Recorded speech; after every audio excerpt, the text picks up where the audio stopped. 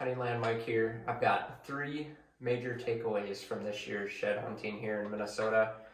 Um, Big thing for us being out in the woods is it's a great time for us to spend some quality time with family and friends. So that's kind of the main reason we do it. It gets us outside during the off season and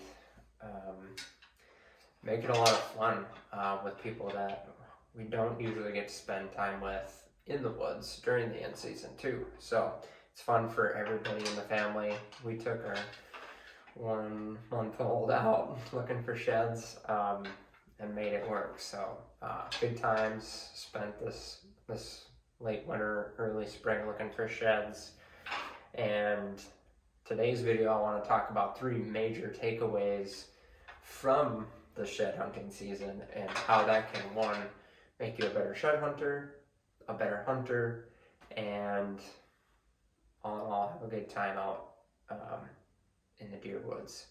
So first takeaway is like finding specific areas to shed hunt.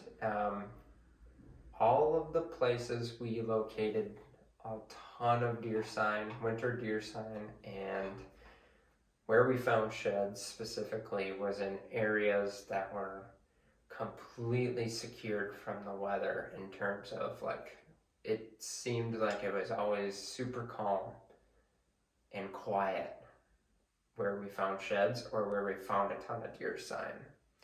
And that's kind of a big takeaway, because when you take that information, you can look on a map or those specific areas, you can kind of start to correlate where you can kind of predict out where you're going to find those quiet areas to shed hunt in the future.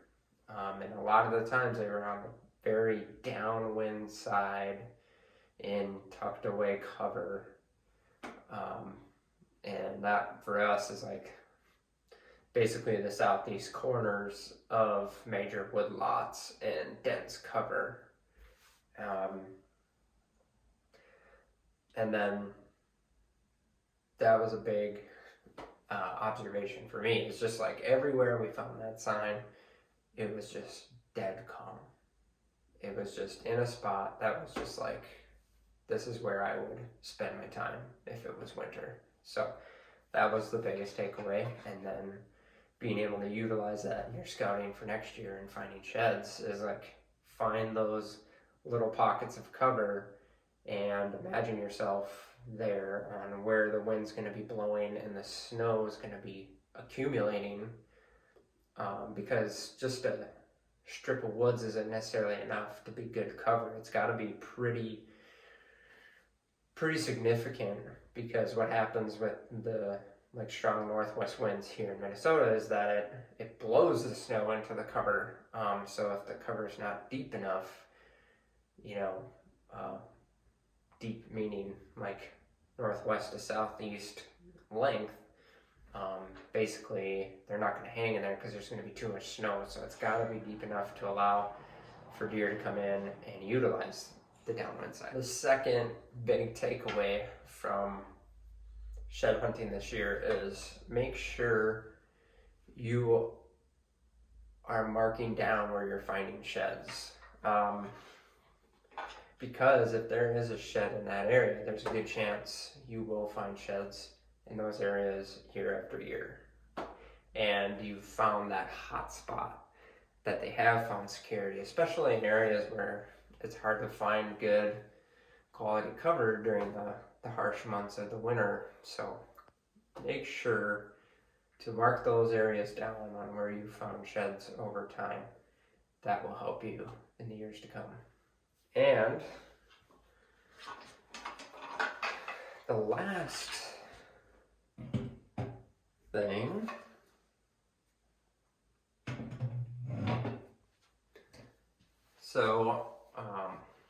for me, the big thing for shed hunting is you get to learn more about the whitetail when you're out there and like how you're going to hunt and strategize in the future. So a big thing I found this year is, it happened by chance, but I was actually turkey hunting and came across this shed that was buried in the grass from the past year's sheds.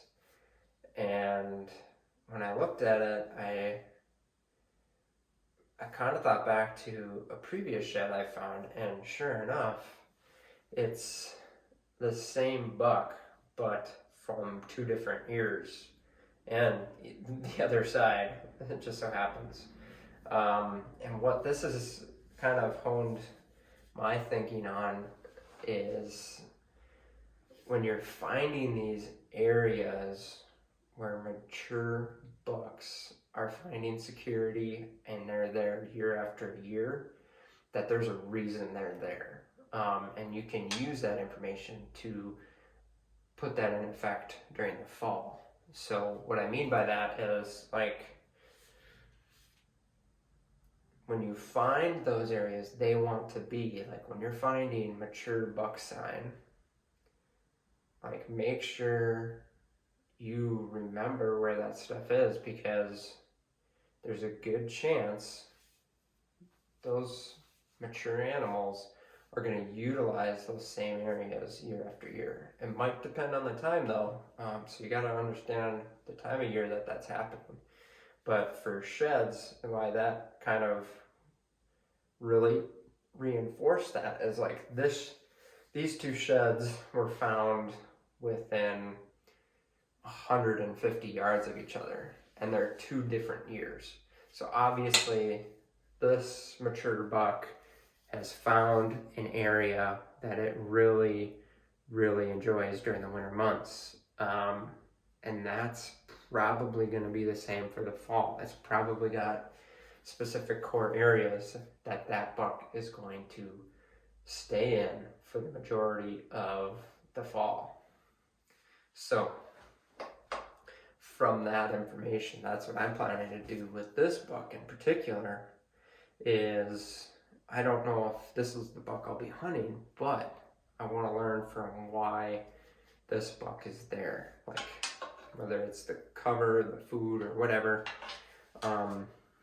Just understanding why a mature animal is using a specific area, because that will help you get more successful in the fall, because mature bucks find their little security areas and they can really stick with them. And this is a true testament to that, because this just shows that this buck has found its area and is going to stick with it. So remember that, learn from being out in the woods, and have fun. There you go. That's all I've got for this week. I hope you enjoyed the information I'm sharing with you. If you like anything hunting land, hunting strategy, real estate, land management, follow this channel, subscribe, like this video, share this content with friends, and leave a comment. Let me know stuff that you want to hear about, whether that's rural real estate or land management, or how we target big whitetails. But stay tuned, more to come.